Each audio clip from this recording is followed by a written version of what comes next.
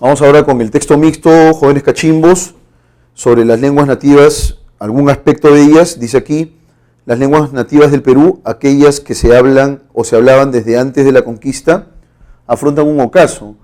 Varias están a punto de desaparecer. Si en 1961 el 33% de los peruanos tenía el quechua como idioma natal, en el 2007 solo el 11% declaró lo mismo. El aymara, por su parte, pasó de ser una lengua materna del 3,5% de la población a serlo del 0,4% en el mismo periodo. De continuar esta tendencia, futuros censos ratificarán que somos un país que se entiende cada vez más exclusivamente en español. Ahora, si el español es la lengua predominante, la consecuencia obvia es que las lenguas minoritarias van a padecer, ¿no? Van a sufrir, digamos, menoscabo. Probablemente disminuye el número de hablantes, eso hay que tenerlo en consideración, ¿no? Entonces, estimados cachimbos, vamos ahora con el segundo párrafo. El diagnóstico para las lenguas nativas no es optimista, ¿no? Es demasiado práctico hablar y ser entendido por cualquiera, es una necesidad de la vida, dice acá, del trabajo, de la educación. Mi pronóstico sigue siendo el mismo, va a continuar la disminución del uso del quechua y del aymara y los otros idiomas minoritarios van a desaparecer, afirma Richard Webb, economista y director del Instituto del Perú de la Universidad San Martín de Porres. En esta especie de darwinismo lingüístico, mejor suerte correrían aquellas lenguas con más hablantes. Después de todo, el quechua y el aymara gozan de un gran número de usuarios en el país. El panorama es más sombrío aún para idiomas como el jacaru lima o el iquitu loreto, que tienen menos de 600 hablantes, en su mayoría adultos mayores. Para evitar la desaparición de las 47 lenguas nativas del Perú, el Estado ha implementado varias estrategias en los últimos años. La más reciente es la Política Nacional de Lenguas Originarias, Tradición Oral e Interculturalidad, que fue promulgada por el Ministerio de Cultura el 10 de agosto de 2017. Agustín Panizo, jefe de la Dirección de Lenguas Indígenas del sector Cultura, resume la política en 3 ejes. El primero de ellos, la garantización o la garantía de la transmisión de idiomas nativos. O sea, tienes que, digamos, promover que los idiomas nativos originarios se transmitan de una generación a otra. ¿Cuál es el segundo componente o el segundo eje? Trabajar en su valoración positiva. Esto quiere decir que los hablantes tienen que valorar, en rigor, su lengua. Pero no solamente los hablantes nativos, sino también las personas que no hablan esos idiomas, ¿no? Reconocer su relevancia, reconocer su importancia, la importancia de la diversidad.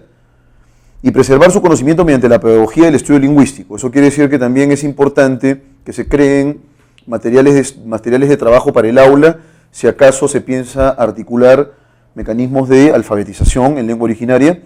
Y el estudio lingüístico se refiere en rigor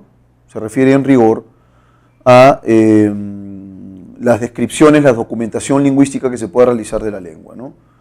Y luego tenemos aquí, porque se trata de un texto mixto, jóvenes cachimbos, algunas cifras al respecto, ¿no? Dice acá, perfil del quechuahablante, suma 100% en vertical, y luego el 79% de las personas que hablan quechua viven en el interior del país, ¿no? Esto, de alguna manera, es discrepante de la cifra que está aquí abajo, ¿no? Porque quienes hablan quechua en Lima el 22% y el interior 78%, debería ser 21% y 79%, pero bueno, ese es un detalle, hay un 1% ahí de margen de error.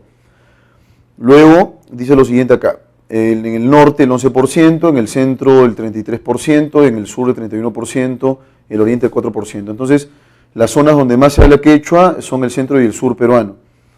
En el ámbito urbano es el 54% hablantes de quechua, el ámbito rural el 45%, el 46%, perdón.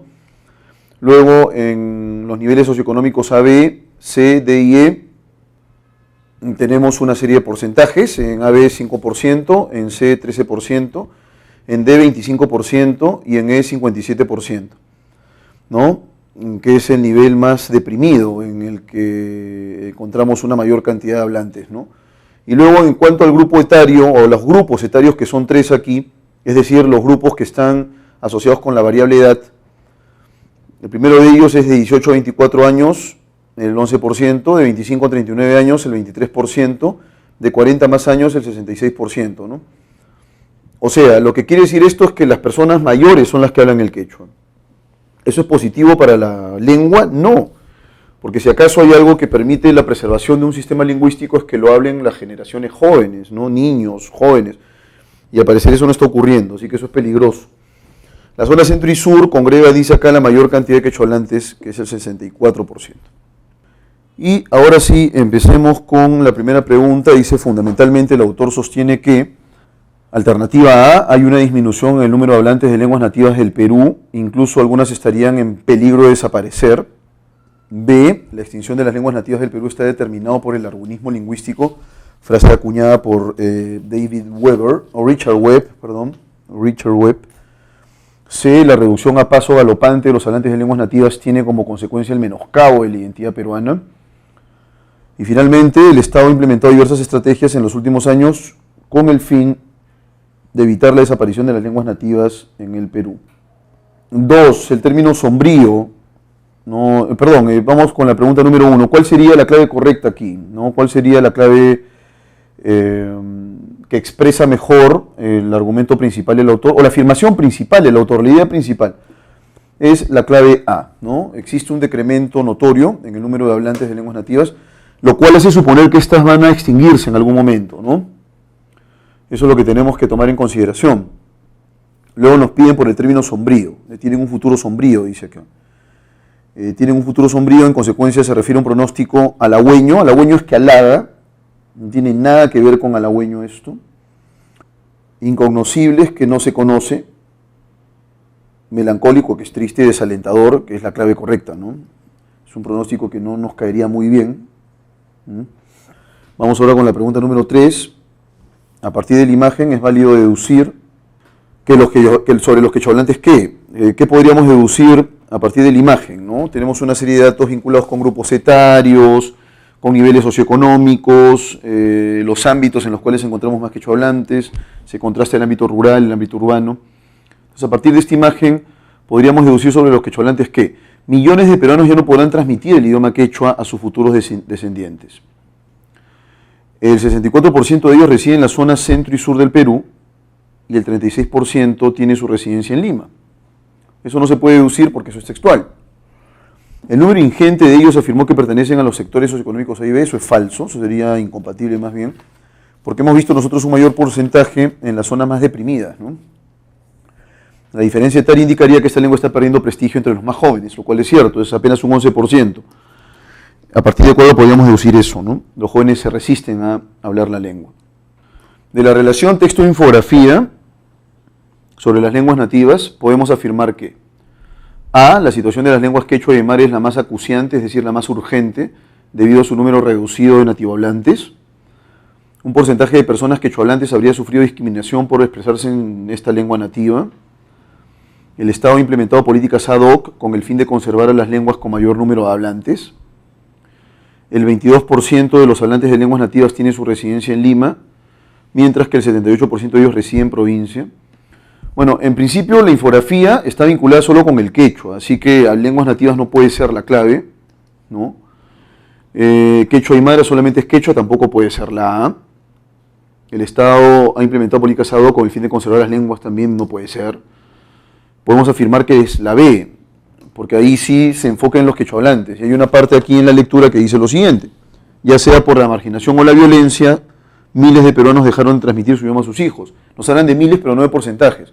Los porcentajes los encontramos en la infografía, y ahí establecemos entonces el punto vinculante. La clave correcta es B. 5. Si el Estado aplicara una política centrada exclusivamente en preservar las lenguas nativas mediante la pedagogía y el estudio lingüístico, probablemente el porcentaje de hablantes de las lenguas nativas continúe disminuyendo. Esta política sería la panacea para la revalorización de las lenguas nativas. El porcentaje de lingüistas bilingües se incrementaría en las universidades y se observaría un decremento exponencial de la discriminación lingüística. Bueno, en principio, si yo ponderara la pedagogía y el estudio lingüístico, son 3 los ejes. En primer lugar, la transmisión de la lengua. Lo habíamos visto, la transmisión de la lengua. La transmisión de la L1, la lengua materna.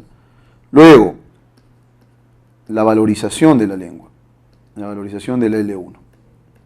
Y luego, la parte pedagógica y lingüística, ¿no? Entonces esos 3 componentes tenemos que priorizar. Y entonces acá nos hablan de uno. Si se aplicara una política centrada exclusivamente en uno de ellos, bueno, sería pues una política débil, ¿no? Sería una política débil porque está dejando los otros dos componentes relevantes de lado y eso, por supuesto, que va a traer consecuencias negativas. ¿Cuál sería la clave entonces? La clave correcta sería la alternativa A. El porcentaje de hablantes de las lenguas nativas continúe disminuyendo. Vamos ahora con el texto dialéctico. En el texto dialéctico se señala lo siguiente: la enseñanza del curso de religión en las escuelas viola la libertad de pensamiento, no debe haber símbolos religiosos ni rezos en las escuelas públicas. Si los padres católicos quieren este tipo de construcción, debe ser una actividad extracurricular. Hay un claro trato discriminatorio para los alumnos que no profesan la religión católica y cuando llegan a la escuela tienen rezo obligatorio, cuadernos y símbolos religiosos. Y si deciden no participar, les dicen que se quedan afuera sin ninguna actividad alternativa, dijo Torcuato Socio. Además, un problema poco analizado es que también se vulnera el derecho al trabajo porque docentes no católicos no pueden ejercer en el dictado de este curso. La enseñanza de la religión en una sociedad pluralista era admitida cuando se creía que era el único recurso para la formación moral. Hoy hay consenso pedagógico de que la moral ciudadana de todos, que todos compartimos, no precisa de la enseñanza de una religión. Uno puede ser ateo o agnóstico y no considerar que la moral viene de uno u otro dogma. Si se quiere enseñar todas las religiones, no lo cuestionamos. Sería darles conocimientos a todos los chicos, pero no es lo que pasa. O sea, se pondera ahí una religión que es la católico-cristiana, ¿no? Entonces, el argumento fundamental aquí es no religión, ¿no? El autor del texto A está en contra de la religión, la enseñanza de la religión. La enseñanza de la religión. No se debe enseñar religión en el colegio. Y el texto B señala lo siguiente: la enseñanza religiosa es un aspecto fundamental en la formación integral de la persona y un elemento imprescindible en el ejercicio del derecho de la libertad religiosa y de conciencia. Es un derecho garantizado por la Constitución. Sin esta garantía, la Constitución no habría tenido en cuenta, en efecto, ni la formación plena del alumno ni la libertad religiosa. Para los católicos es un deber solemne y una necesidad grande la formación religiosa y moral en los centros escolares, en los que se forma el hombre y la sociedad de mañana. No se trata de una cuestión ideológica, sino de derechos. Un Estado democrático no debe dar la espalda al ejercicio de este derecho de padres y alumnos. No caigamos en la trampa de considerar que el tema de la enseñanza religiosa escolar es un asunto privado o de la Iglesia. Es una cuestión en la que está en juego la persona y la sociedad. Se necesita un apoyo social, legislativo y efectivo a este derecho y deber, por la importancia que la enseñanza religiosa tiene para el aprender a ser hombre y a realizarse como persona con sentido libre y verdadero. Lo que se haga en este terreno contribuirá al rearme moral de nuestra sociedad y a la humanización de la misma, sino que no hay progreso digno de llamarse así. Es necesario que la enseñanza religiosa se reclame e imparta, se dignifique, se potencie, se acredite cada día más ante los alumnos, padres, profesores, sociedad y se regule mejor. Respecto a los argumentos esgrimidos en los textos A y B, es válido afirmar que la opinión de ambos autores diverge, o sea, se distingue, se diferencia en el papel de la educación religiosa en la formación moral de las personas, lo connatural, lo innato del derecho a libertad religiosa y de conciencia en América, el carácter heterogéneo de la educación religiosa que se dicta en el Perú, el rol del curso de religión en la decadencia moral acaecida ocurrida en la sociedad. Entonces la clave correcta aquí sería la alternativa A, ¿no? El papel de la educación religiosa en la formación moral de las personas. En A, el antónimo contextual de pluralismo es, en B, el término solemne con nota, ¿no? ¿Cuál sería el antónimo contextual de pluralismo? Pluralismo es heterogeneidad, ¿no? Diversidad. Y solemne con nota, ¿qué cosa? Seriedad, ¿no? Seriedad, respeto en grado sumo. La clave correcta sería la alternativa A, ¿no? Lo contrario a plural, que es heterogéneo, diverso, es homogeneidad. Y la palabra solemne se vincula con la palabra gravedad, que es no severidad, sino más bien solemnidad, ¿no? En ese sentido. En la B, la palabra eclecticismo, ¿no? Es la capacidad de poder detectar los aspectos positivos de tendencias que son divergentes, ¿no? Y de eso formar un juicio propio. Y circunspección es seriedad, ¿no? Seriedad. A partir de lo expuesto en el texto A, respecto al dictado del curso de religión en las escuelas, es válido deducir que los docentes no católicos no participan en el dictado de la materia. Es una materia que aborda el conocimiento de las religiones del orbe. El dictado del curso está a cargo de docentes afiliados al catolicismo. la catequización del alumno se realiza como actividad extracurricular. La clave correcta es la A, ¿no? Los docentes que no profesan la religión católica pues no enseñan religión, ¿no? Hay una especie de marginación o exclusión. Pregunta número 4, con base en lo sostenido por Antonio Cañizares. ¿Es coherente pensar que sin la enseñanza del curso de religión en las escuelas, las personas A, gozarían de una educación integral en los colegios, rechazarían la educación obstaculizada por prejuicios, refrendarían los beneficios de una educación laica, no recibirían una formación integral en los colegios?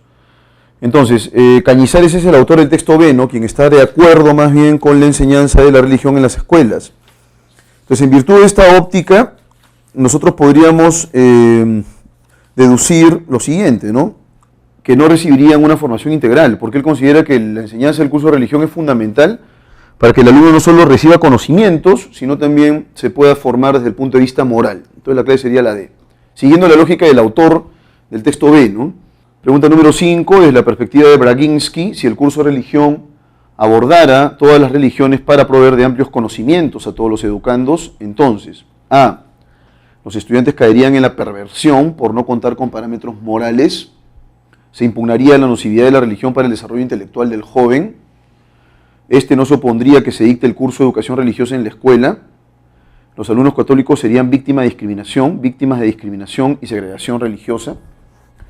Entonces, en la pregunta número 5, ¿no? Si el curso de religión abordara todas las religiones, dice él, todos los alumnos recibirían una formación más amplia, pero eso no ocurre porque se pondera una religión. En ese sentido, el autor no se opondría, ¿no?, a que se dicte el curso de educación religiosa en la escuela, ¿no?, porque son varias tendencias las que estarían involucradas en el desarrollo de este tipo de curso. Muy bien, el texto de Mbembe.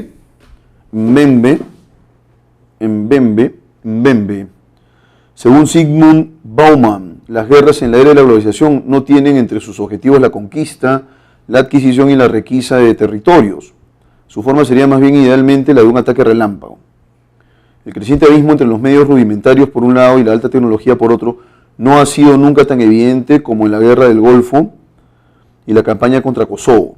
En los dos casos la doctrina de la fuerza aplastante o decisiva se puso en marcha de forma óptima gracias a una revolución militar y tecnológica al servicio de una capacidad multiplicada de destrucción sin precedentes. La guerra por el aire, que pone en relación altitud, armamento última generación, visibilidad e inteligencia, es un buen ejemplo. Durante la guerra del Golfo, la utilización combinada de bombas inteligentes y bombas de uranio empobrecido, de detectores electrónicos, misiles con guía láser, bombas de racimo y asfixiantes, tecnología furtiva, stealth en inglés, de vehículos aéreos no tripulados y la ciberinteligencia pronto paralizaron las capacidades del enemigo. Ojo con el material bélico con el que se contaba, ¿no?, y que ha sido utilizado en la guerra del Golfo. Asimismo, en Kosovo, la degradación de las capacidades serbias tomó la forma de una guerra de infraestructura que destruía puentes, redes de ferrocarril, autopistas, redes de comunicaciones, almacenes y depósitos de petróleo, instalaciones de calefacción, centrales eléctricas y equipamientos de tratamiento de aguas. Ya imaginamos que la ejecución de tales estrategias militares, sobre todo cuando se combinan con la imposición de sanciones, tiene como consecuencia la merma de todo el sistema de supervivencia del enemigo.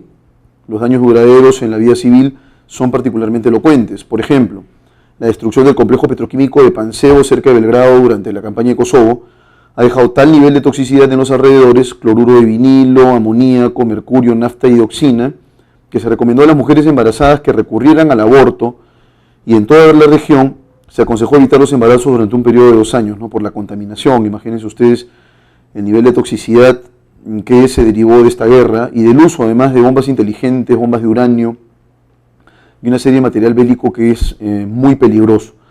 Por lo tanto, las guerras de la era de la globalización tienen como objetivo forzar al enemigo a la sumisión, sean cuales sean las consecuencias inmediatas, los efectos secundarios y los daños colaterales de las acciones militares.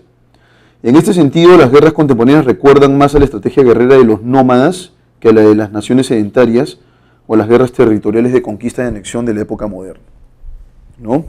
Hemos evolucionado en cuanto a la tecnología, pero hemos involucionado respecto de los objetivos que se persiguen. Y entonces ahora sí vamos con la primera pregunta de este texto. Fundamentalmente el texto sostiene que las guerras en la globalización ya no tienen entre sus objetivos la conquista, casi todas las contiendas merman el sistema de supervivencia del enemigo, la campaña de Kosovo y la guerra del Golfo asemejan ataques relámpagos, Las guerras hoy tienen como objetivo someter al enemigo a cualquier costo. Esa es la clave correcta, ¿no? Y eso es lo que hace posible que, digamos, los ataques sean ataques para que el enemigo se quede quieto, ¿no? O sea, mantener sumiso al enemigo. No importa si más adelante la población aledaña sufra o padezca, eso no importa, ¿no? Esos son daños colaterales que se tienen que asumir. Es bastante perverso, pero es lo que ocurre. El término recordar, ¿qué sugiere? Dice acá, en este sentido las guerras contemporáneas recuerdan más a la estrategia guerrera de los nómadas, ¿no?, que a la de las naciones sedentarias de la época moderna. Entonces, recordar, ¿qué sugiere? Discrepancia, afinidad, verosimilitud o reluctancia. Si recuerdan a esa manera de combatir, es porque existe una relación de semejanza o afinidad, alternativa B. Reluctancia es brillo, ¿no? Y tenemos también el adjetivo reluctante, que es brilloso. De la estrategia militar empleada en la campaña de Kosovo, no es correcto afirmar que alternativa A tenía el compromiso de aislar a los habitantes para aniquilar cualquier resistencia, comprometió la alimentación y el acceso al agua potable de miles de personas, tenía como fin liquidar diversos canales de comunicación en la región agredida, se enfocó en atacar zonas donde no se hubieran instalado poblaciones civiles. Es una guerra de infraestructura, entonces en ese sentido lo más probable es que se ataquen más bien poblaciones civiles, ¿no? Porque ahí, ¿qué cosa es lo que hay? Vías de comunicación, autopistas, de manera que ese sería el objetivo. La clave correcta sería la D. Y si tú quieres mantener sumiso al enemigo, entonces atacas por donde más le duele, ¿no? Y en este caso, esas zonas serían las zonas, digamos, más apetitosas, ¿no?, por decirlo de alguna manera.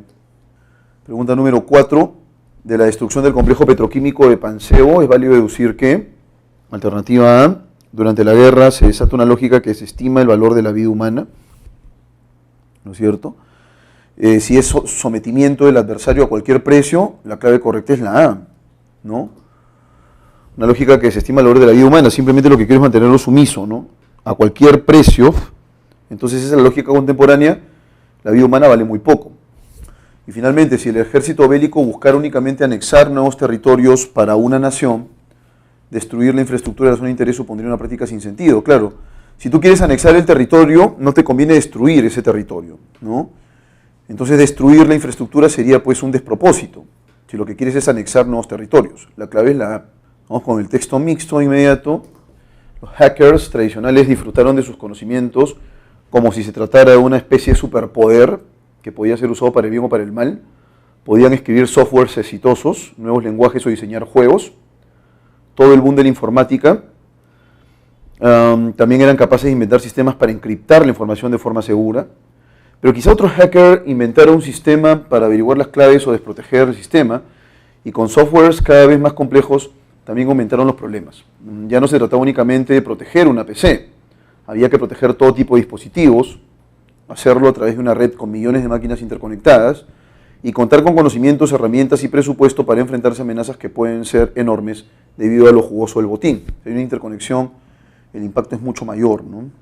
Eso llevó a la era de los hackers contra los crackers, la eterna batalla entre el bien y el mal. Los hackers, además de seguir inventando y encontrando soluciones ingeniosas en otras áreas, vieron cómo la seguridad es una cosa importante, ¿no?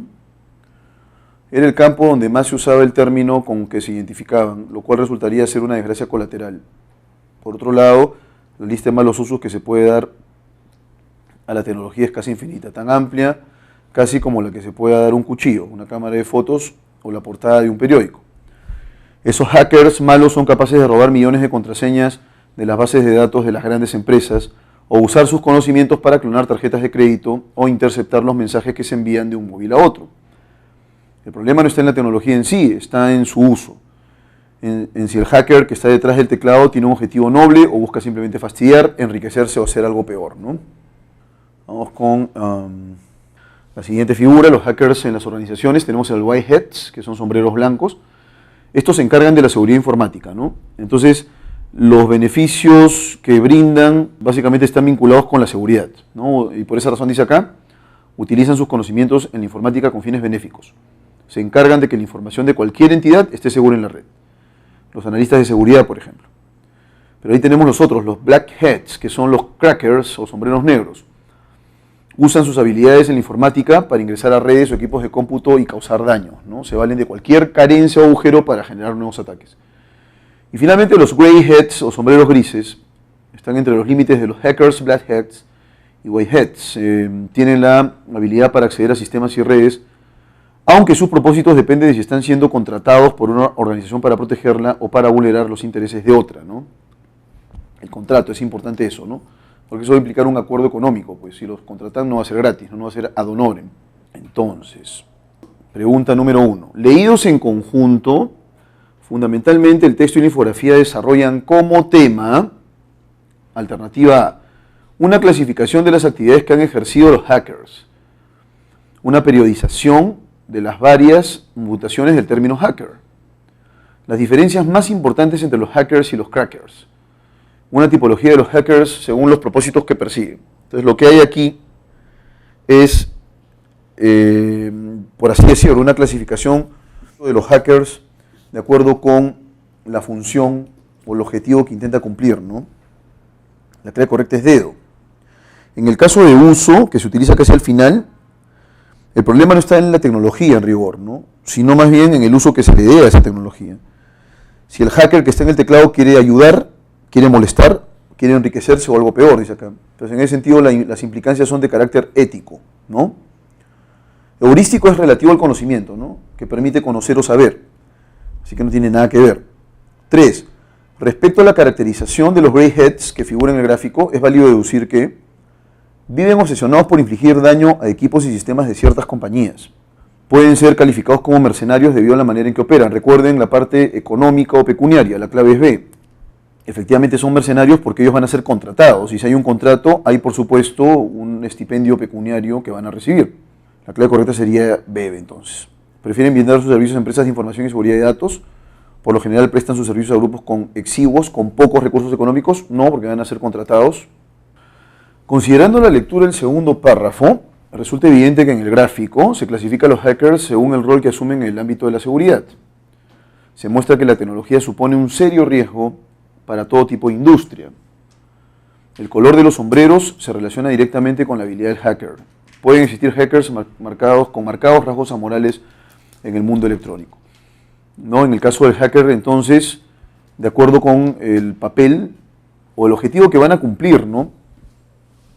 Es que van a surgir una serie de denominaciones. Y ojo que ellos empezaron realizando sus labores en distintos ámbitos, pero pronto en realidad se dieron cuenta que el ámbito donde más se solían utilizar las terminologías de hacker, cracker, bad hat, white hat, grey hat, ¿no? Estaba vinculado con el ámbito de la seguridad. Entonces, por esa razón la clave correcta sería la A. Se clasifica a los hackers según el rol que asumen en el ámbito de la seguridad. Y finalmente, si en todos los softwares se implementara un sistema que los desactivara cada vez que se usen en perjuicio de terceros, las actividades nocivas de la mayoría de crackers crecerían de manera notable, el desarrollo de la informática se anquilosaría, se detendría por la inmovilidad de los crackers, los hackers volverían a considerar que su conocimiento es como un superpoder. La defensa de la seguridad sería un ámbito más interesante para los grey hats, ¿no? Que son los mercenarios. Y entonces, si hubiese un sistema que desactive cada vez que se usen en perjuicio de terceros, por supuesto los grey hats encontrarían en defensa de la seguridad un ámbito donde podrían aplicar sus conocimientos.